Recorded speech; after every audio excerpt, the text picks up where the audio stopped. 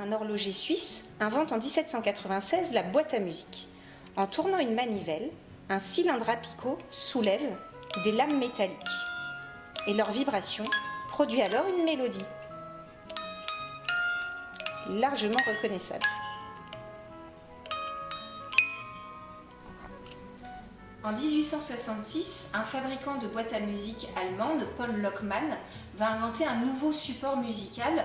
À la place des cylindres picotés, il va développer un disque perforé où à l'arrière, on a le métal qui est repoussé pour former un ergot. Ce nouveau support en fait va être beaucoup plus facile à changer et donc pour changer de mélodie, et également va être plus facile à fabriquer que les cylindres à picot.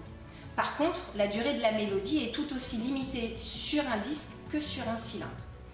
Donc qu'il soit en métal comme celui-ci, mais aussi en papier, on en avait aussi comme ça, ça va permettre de développer des instruments de musique mécanique destinés aux salons bourgeois ainsi qu'aux lieux publics. Et on va avoir des marques comme Symphonion, Ariosa ou encore Polyphon, comme l'instrument ici, qui vont se développer. Donc d'ailleurs cette entreprise en fait va commercialiser une boîte à musique avec donc un disque perforé vertical, alors qu'on en avait d'autres aussi qui étaient à l'horizontale. Pour faire fonctionner cet instrument de musique mécanique, il faut commencer par remonter une manivelle sur le côté.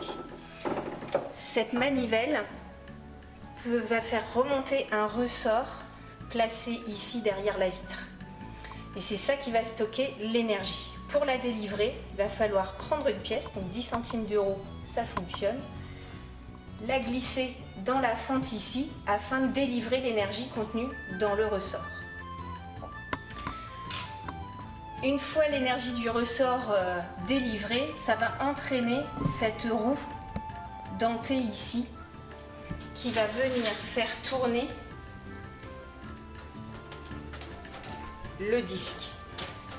Et à l'arrière, dès qu'un picot du disque va venir faire tourner une roue étoilée placée sur l'axe central ici, ça va soulever soit une lamelle métallique de la boîte à musique ou alors soulever un marteau qui va venir frapper une des lames d'un des deux métallophones placés de part et d'autre de la boîte à musique.